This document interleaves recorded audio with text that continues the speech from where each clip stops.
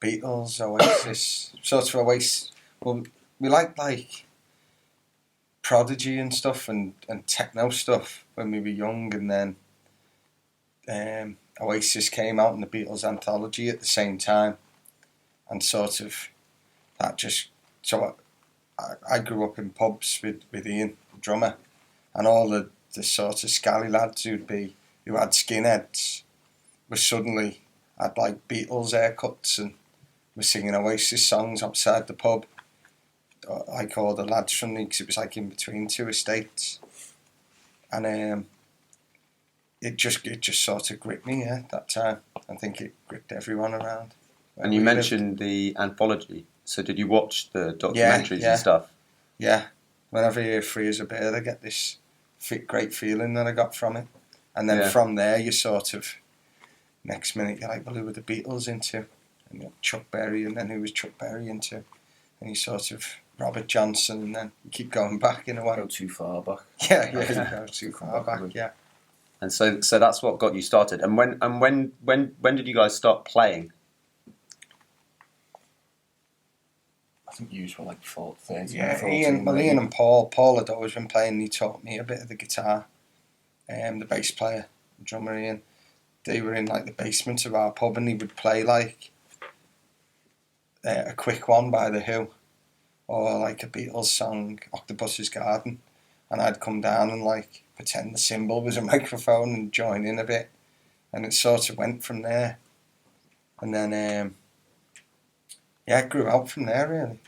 And when you first started, were you just having a bit of fun, or how quickly did you start to get more ambitious? When I joined, they were kind of already like a little bit of a, you could see that they were all had their own talents kind of thing. And it was like went through a few different things, wasn't it? Like before Nick joined, it was like almost like the Verve or like shoegaze type of like big heavy sort of guitars, and then we had the Lars and Captain Beefheart and sort of more 60s stuff, and we met loads of people in Liverpool and bands, and it was kind of like almost the scene was almost like anti-production, or it was almost like skiffle, but it was what you had to say, not how loud you had to say it. Yeah, it was like lo-fi, quite self-deprecating, it's like a weird kind of punk scene. Yeah, there was a band called Tramp Attack, and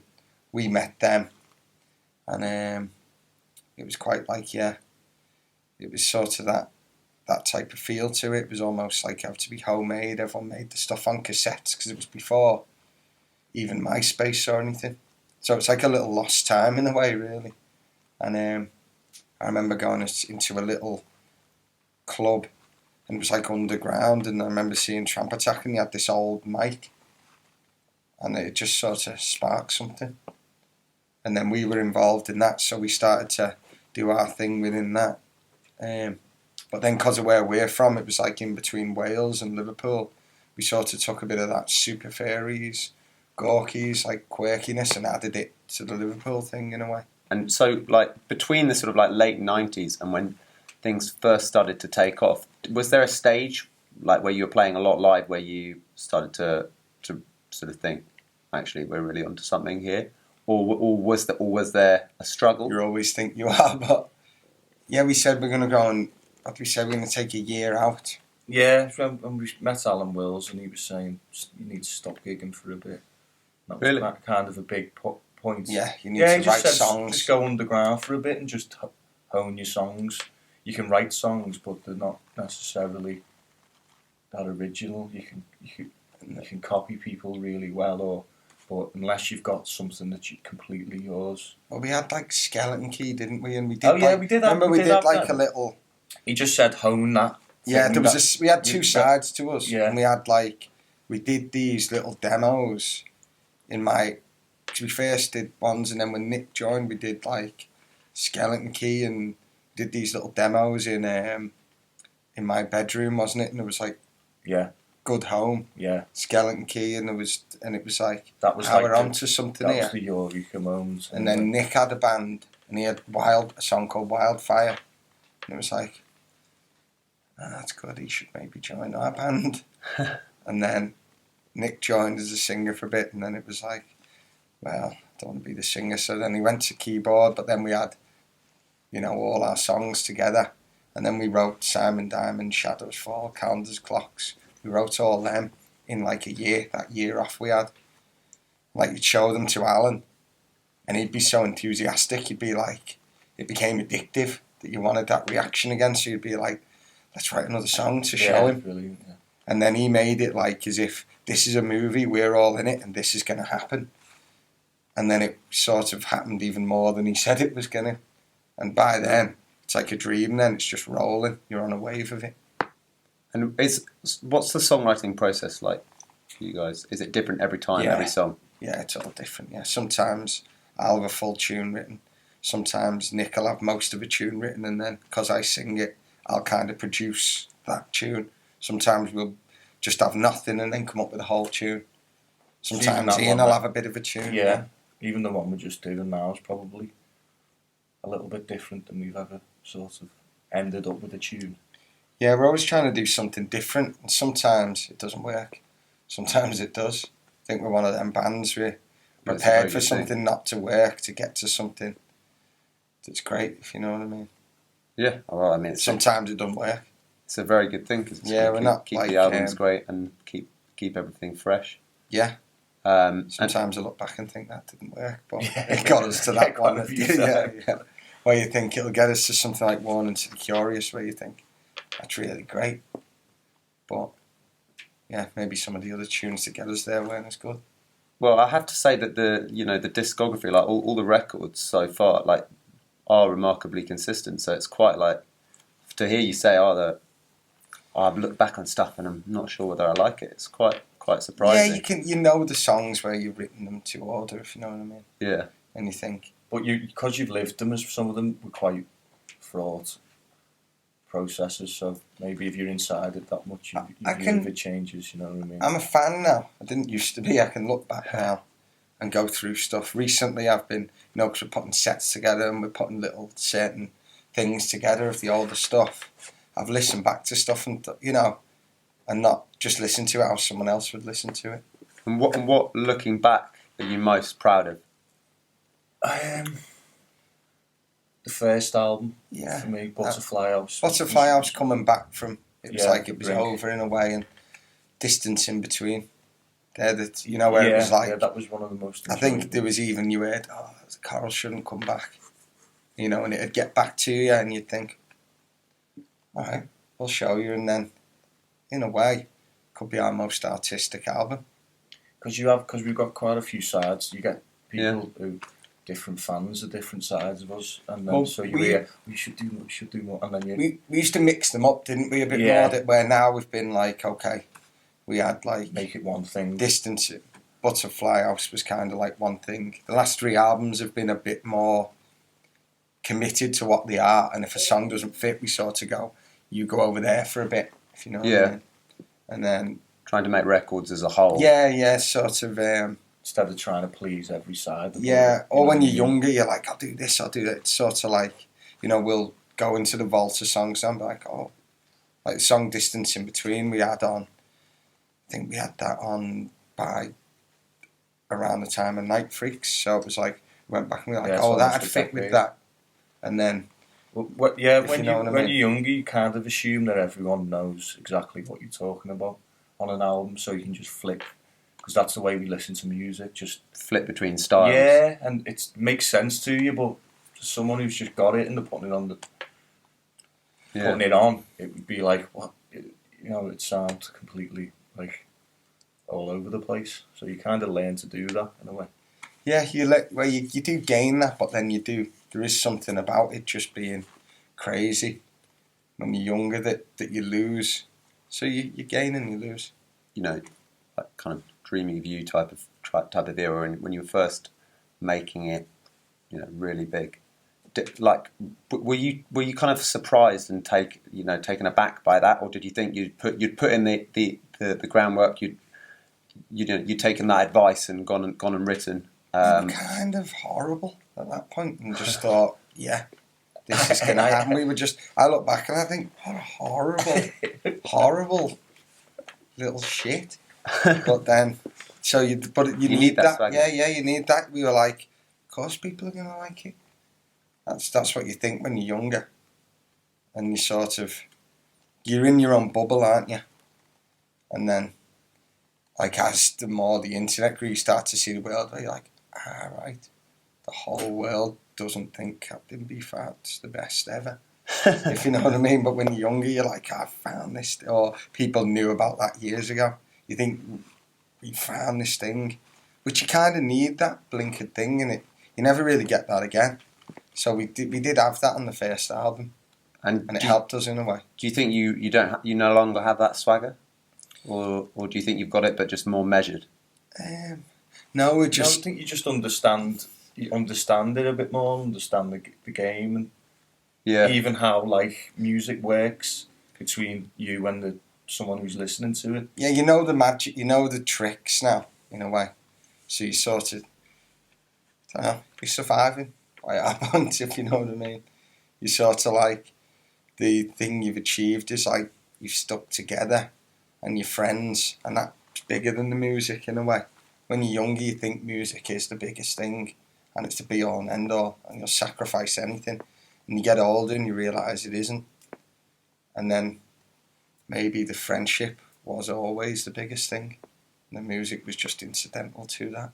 Maybe that's why it was always that's good. why you bonded. Yeah, but it's maybe it was always that was first. But when you're younger, you're just like an ambitious, like, you know, you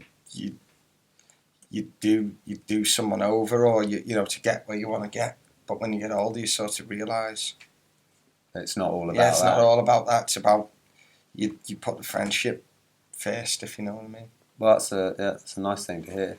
And yeah, I don't know whether every band's like that. That's where I've got to, if you know what I mean. We'd probably kill for some of the opportunities that we fucked up now, if you know what I mean. Do you feel like you fucked up opportunities in the past? Yeah, definitely. Yeah. Like what type? What's like? What are a couple of examples? You have a number one album, and then you go, we're releasing Night Freaks, which is got good. to number 5. It is good. It's recorded in 2 weeks next to the Slate Mine. But it wasn't a proper album. So like you have, you know, if it was now, it would just come out on Spotify and it'd be for hardcore fans. Proud of it though. But that type of stuff makes you guys interesting as a band. Yeah, which maybe makes you have longevity. Yeah. But, definitely. You know, you do look over it and you think, if I produce bands, would I be like, don't do that, you know? Maybe do it as just a fan thing, or maybe because I'm doing. And then we did interviews in the characters of Night Freaks.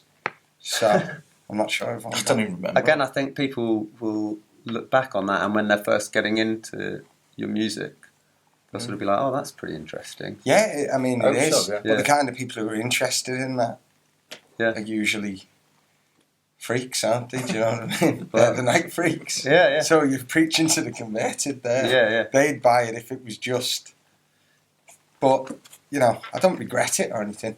You just I analyse stuff because I work with younger bands and have a label. So I try and look at things I've done and think, well, at least I can tell them this will happen if you do this, and then it's up to them. So maybe I look at it like that, but I don't regret it. As you said, it is.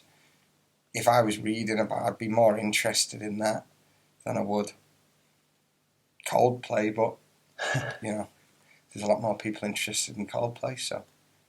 Well, maybe. Is it elitism to just think that view's better? But I don't know. But, so, you talk about Night Freaks, but also, you know, I want to ask, like, song-wise, you know, people know the big songs, but, like, are there some deep cuts? Because, like, that you guys would recommend, like little gems that are on, like, hidden away on records that you think... Yeah. Warnings to the Curious is one that's probably not known that much, but... Music at Night was Music song. at Rebecca, Night. you. Yeah. There's like another side of the coral. That's I don't know whether you say deeper. No, it's the kind of thing we always liked about the Hitch Boys. When you're 15, 16, or you say to someone on the street, with the Beach Boys, they'll say Surfing USA, but you Yeah. know there's surfs up It in seems to Cabernet, have gone that thing a bit, hasn't it? It's, Where yeah, it's like, or even Springsteen, you've got like Born to Run, but then you've got like Nebraska. Yeah, do you know what I mean? Yeah, Where yeah. it's like, Well, that's the problem with like certain Spotify, people- like literally, because you can hop between artists and you've got that's like it, innit? Yeah. top 10 like Yeah. listed out already. So to actually go to albums, in a and then way, I listen, think you you know, could it's- probably a lot of enjoy people don't. but I think it's quite good in a way. You could make two choral playlists that would both be really enjoyable in different ways now, which I think is quite cool. There's just Yeah. some good B-sides as well. Pictures from the other side's good, Yeah, isn't I'm it? trying to get B-sides together now because they've all just. We used to Yeah, have, some of them aren't on it, so we're trying to get them all together. we used to have that many. We just throw songs onto. We did 2 versions of each single, and everyone would have like 4 B-sides each. Right. So I always kind of regret. wandered off, Yeah, but like. the only thing I ever regret is not putting Birds Have Flown on Roots and Echoes. Should have started it. There's nothing else. Anything else, I'm like, that's the only thing where I think, oh, I went against my gut feeling there, and I should have done that. why didn't you include it? I don't know. I think music was changing and it was getting a little bit straighter. That's what I think it was around So you that felt point. pressure. We went. Alan said it sounded like Spanish, Yeah, a yeah, crap yeah. Spanish horn, and I was like, so then because you're insecure and you're younger, you can't. No, but I ever remember hear thinking it that because else. it was. Yeah, I don't know I why. remember it being quite psychedelic when we first came out, and everything seemed to straighten up about 2 or 3 years later and become a bit more straight rock and roll, if you know what Yeah. I mean.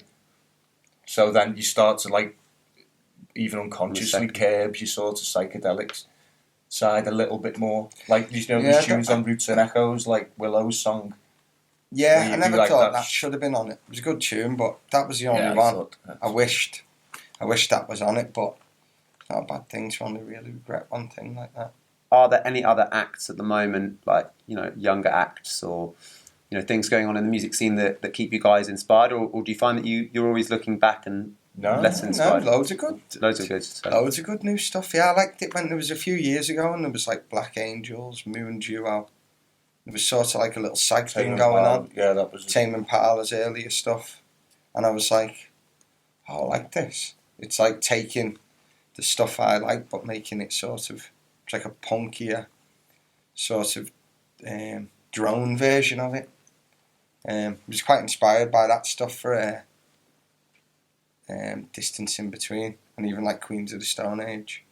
Love loads of new stuff. I work with loads of new bands. I think She Drew the Gun. Louisa's one of the best writers in the country at the moment. Mysterines, they're good as well. There's a few. Cut Glass Kings. They went on tour with us. Loved that last Arctic Monkeys album like that as well. Beak. That Black Beak are Keys great, guy. yeah. That Dan Auerbach's last album, some of Jack White stuff. You know, the There's obvious loads of stuff, stuff. but yeah, there's loads of good new stuff. Kurt Vile, loads of that stuff as well. You know, them sort of. I like Arcade Fire, that big pop tune they had off the last album. Yeah, I listen to as much new stuff as old stuff. As old really. stuff, yeah. Yeah, if new stuff comes out, I'll just check it out. So yeah, we're not really. You're not always Go back looking to the back. Beach Boys, Bob Marley, the stuff you know, Yeah. or like make comps, but I quite like listening to new stuff and checking it out. It's almost, Okay, on. I do find music is very different now. It's a different approach. It's almost like gas or water. If you know what I mean? Because like I might not have bought it, I might not have been like, oh, I'll check Mac DeMarco's album out and I'll pay a tenner for it. So I'll be like, but now I'll be like, and then it can grow on you, whereas you might not have given it that chance.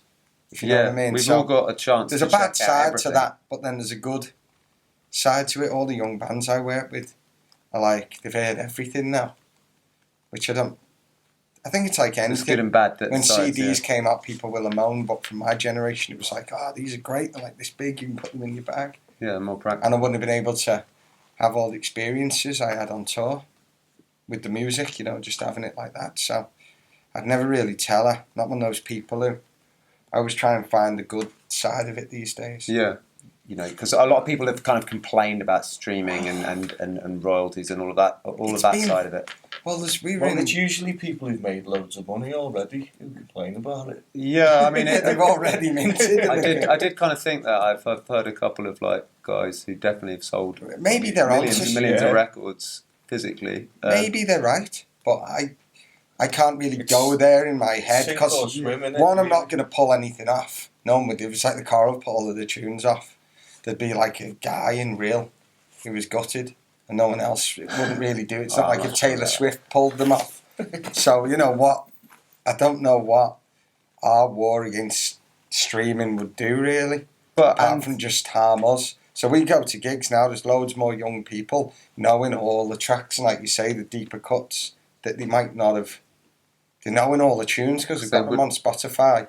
Yeah. Then there's a side where we were in that much debt off our first thing. Dreaming of You will have paid that off soon because of streaming, where there was no chance of us ever paying that off. Really? And then we'll be on a split of that. So from our point of view, but then from what I'm hearing, the music industry is getting back to what it used to be now.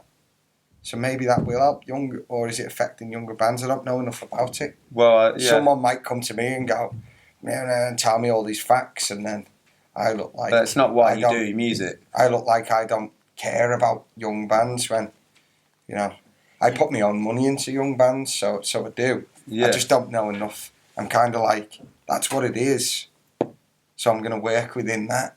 Yeah, there's nothing that you can do to change it, and the plus sides to it. I'm trying to look at the good sides of it, and that's what I'm kind of like. I don't want to concentrate on all negative stuff because it gets you down. Yeah. If you're working with young bands, you want to be like, well, this is the way it is. I try to deal with what it is, not what the utopian version of what I want it to be, because it's never going to be that. Yeah, I think a lot of people ignore the fact that the touring side of the business has gone up, and also the. I don't know the facts really. I'm just getting a feel of what experience, and that's all I can go off. So, And if you said to record collectors in the 1970s or whatever, there's going to be a time when you can get for like £10 a month every single album in the world whenever you want. I think a lot of people would have been, that sounds pretty good, sign me up. Well, say a CD, if it was just CDs, every time someone played Dreaming of You on it, okay, you don't get paid much, but it's more than you would have got if it was just a CD. So, as I said, I'm sure someone could convince me of that side, someone can convince me of that side. But it's not where your passion lies. There's nothing I can do. The fact you can make music and just bang it out and then your fans hear it, in a way, I think that would have really suited us when we first came out. And even the thing of we made mad videos. Yeah, because we were always cut. Yeah, the videos are great. Yeah, we were. They always told us you can't put it out this fast. It was a completely different world. It was closer to the Beatles. And it was frustrating for us. Closer to the Beatles industry when we came out. Where it was like record and then like break. And then I'd say when we came out, it was closer to the 60s, the industry, than now is to when we came out. Yeah, it was like year zero, 2009 onwards probably, wasn't it, when... Yeah, streaming and then actually physical sales. And we're not one of them bands. We blew all our money, so we're not sitting here with loads of money going. What did you blow all your money on? The usual shit. Crème brûlée. Crème brûlée and lobster. Delicious. What are your ambitions? Do you have any ambitions left? How do you see the next few years go? Or crème brûlée? Loads. I can't see us achieving them, but. So play Mexico would do, wouldn't it? Yeah, South America. Like Anvil. Yeah, those audiences. Yeah, it'd be good to play Mexico. Go back to the USA would be great. Basically to do gigs where we get to go to places, but we'd probably break even if we're lucky. That's the small ambition. Really, yeah. Because we've carried on through worse times than this. This is a good time. I'm enjoying it. So. Yeah, as long as we can keep it up. We're not that, we feel lucky that we get to do it and people watch us and people listen to our music. So that's kind of anything more than that's a bonus for us. Oh, that's a very modest attitude of you guys. But yeah, we're broken now. We've been beaten into that. Yeah. But yeah, if people listen to our music and we're playing to people, that's great. Well, I look forward to seeing you in Mexico sometime soon. And, I look forward to being there. Yeah. Thanks very much, guys. Nice one, man. Pleasure. Thank you.